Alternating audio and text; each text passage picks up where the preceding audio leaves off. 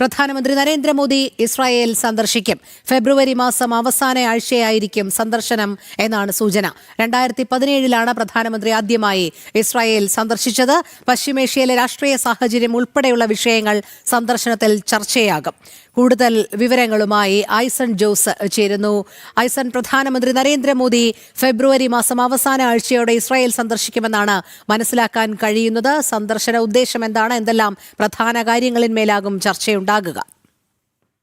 രോഹിണി ഇപ്പോൾ സൂചിപ്പിച്ചതുപോലെ ഈ സന്ദർശന ഉദ്ദേശം എന്ന് പറയുന്നത് പശ്ചിമേഷ്യയിലെ നിലവിലെ സാഹചര്യം ഏറ്റവും പ്രധാനപ്പെട്ട ഒരു ഘടകം തന്നെയാണ്. നമുക്കറിയാവുന്നതാണ്, ബോർഡ് ഓഫ് പീസിൻ്റെ ഭാഗമാകണം ഭാരതം എന്നൊരാവശ്യം അമേരിക്ക മുന്നോട്ട് വെച്ചിരുന്നു. അത്തരത്തിലുള്ള നിരവധിയായ ഇടപെടൽ ഭാരതത്തിൻ്റെ ഭാഗത്തു നിന്ന് ഇസ്രയേലും അതുപോലെ തന്നെ സ്വാഭാവികമായും ഗാസയിലെ ജനങ്ങളും സ്വാഭാവികമായും ആ പ്രദേശത്ത് സംഘർഷം അനുഭവിക്കുന്ന അതിൻ്റെ ദുരന്ത ഫലങ്ങൾ അനുഭവിക്കുന്ന സാധാരണക്കാരെല്ലാം തന്നെ നേരിടുന്നുണ്ട്. ഈ ഒരു പശ്ചാത്തലത്തിൽ ഈ വിഷയത്തിൽ ഭാരതത്തിൻ്റെ പ്രധാനമന്ത്രിയുടെ ഇടപെടൽ കാര്യക്ഷമമാകുമെന്ന പ്രതീക്ഷ നിലനിൽക്കുന്നൊരു പശ്ചാത്തലം കൂടിയുണ്ട്. അതാണ് നിലവിൽ പശ്ചിമേഷ്യയിൽ നിലനിൽക്കുന്ന ഒരു സാഹചര്യം. അത്തരത്തിൽ അതായത് ഒരു രാഷ്ട്രീയ സംഘർഷാവസ്ഥയും അതിൽ ഒരു പരിഹാരത്തിൻ്റെ ധാരണയിൽ ഇടപെടാൻ ഭാരതത്തിന് സാധിക്കുമെന്നൊരു പ്രതീക്ഷയുമാണ് ഈ ഒരു സാഹചര്യത്തിൽ പ്രധാനമായും നിലനിൽക്കുന്നത്. ആ ഒരു പശ്ചാത്തലത്തിലാണ് ഈ സന്ദർശനം എന്നതും ഏറെ ഗൗരവതരമായൊരു വിഷയമാണ്. സന്ദർശനോദ്ദേശം ഇത്തരം വിഷയങ്ങളും ചർച്ച ചെയ്യുമെന്ന വ്യക്തതയോടുകൂടി തന്നെയാണ് പ്രധാനമന്ത്രി അങ്ങോട്ട് എത്തുന്നത് എന്നതും പ്രാധാന്യമുള്ളൊരു ഘടകമാണ്. തീർച്ചയായും നിലവിലെ സാഹചര്യത്തിൽ പശ്ചിമേഷ്യയിലെ സംഘർഷ വിഷയം കാര്യമായൊരു ചർച്ചയ്ക്ക് തന്നെ വഴിയൊരുക്കുമെന്ന് തന്നെയാണ് മനസ്സിലാക്കാനും സാധിക്കുന്നത്. ബെഞ്ചമിൻ നെതന്യാഹു പോലും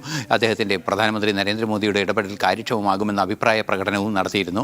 ഈ സാഹചര്യങ്ങളെല്ലാമാണ് ഒരു രാഷ്ട്രീയ സാഹചര്യം എന്ന നിലയിൽ ഏറെ പ്രാധാന്യമർഹിക്കുന്ന ഘടകം. മറ്റു പ്രധാന വിഷയങ്ങൾ എന്ന് പറയുന്നത് പ്രതിരോധ രംഗത്തും അതുപോലെ തന്നെ ഇൻ്റലിജൻസ് ഷെയറിങ്ങിൻ്റെ രംഗത്തും ആത്യന്തികമായി ഭാരതം മുന്നോട്ട് വയ്ക്കുന്ന ഭീകരവിരുദ്ധ നിലപാടുകളോടൊപ്പം നിൽക്കുന്ന ഒരു രാജ്യമെന്ന നിലയിൽ കാര്യമായ സഹകരണം ഉറപ്പാക്കുന്നതിനുള്ള നീക്കങ്ങൾ നടത്താനുമുള്ള നിരവധിയായ ചർച്ചകൾ ഉണ്ടാകുമെന്ന് തന്നെയാണ് മനസ്സിലാക്കാൻ സാധിക്കുന്നത്. കാർഷിക രംഗത്തും അതുപോലെ തന്നെ അനുബന്ധ ഇലക്ട്രോണിക് വ്യവസായ രംഗത്തും സൈന്യത്തിൻ്റെ ചില സാങ്കേതിക ഏവിയേഷൻ രംഗങ്ങളിലെല്ലാം തന്നെ കാര്യമായ ഇടപെടൽ നടത്താൻ സാധ്യതയുള്ള സാങ്കേതിക വിദ്യാ പരിജ്ഞാനമുള്ള ഒരു രാഷ്ട്രം കൂടിയാണ് ഇസ്രയേൽ. നിർമ്മിത ബുദ്ധിയുടെ സാധ്യതയും ഇസ്രയേലുമായി ബന്ധപ്പെട്ട് കാര്യക്ഷമമായുണ്ട്. അത്തരത്തിലുള്ള നിരവധിയായ സാധ്യതകൾ, അത് ഭക്ഷ്യോൽപ്പന്നങ്ങളുടെ ഭാഗമാകട്ടെ, അത്തരത്തിലുള്ള നിരവധിയായ സാധ്യതകൾ നിലനിൽക്കുന്ന ഒരു രാഷ്ട്രമാണ്.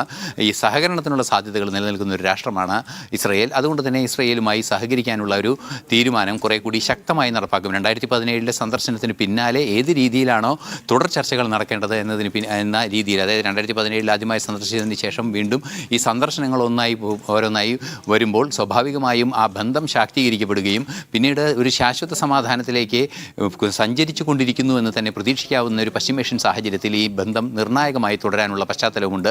ഈ ഒരു സാഹചര്യത്തിലാണ് 27-28 തീയതികളിലാണ് സന്ദർശനം നടക്കുക എന്നാണ് ഇപ്പോൾ പ്രാഥമികമായി ലഭ്യമാകുന്ന വിവരം. ഇത് സംബന്ധിച്ച ഔദ്യോഗികമായ സ്ഥിരീകരണം വിദേശകാര്യ മന്ത്രാലയം നൽകിയിട്ടില്ലെങ്കിലും കൃത്യമായ സൂചനകൾ അത് സംബന്ധിച്ച് പുറത്തു വന്നതിൽ ഫെബ്രുവരി 27-28 ദിവസങ്ങളിൽ അദ്ദേഹം ഇസ്രയേൽ സന്ദർശിക്കുമെന്ന സ്ഥിരീകരണം അല്ലെങ്കിൽ ഒരു സൂചനകളും പുറത്തു വരുന്നുണ്ട്.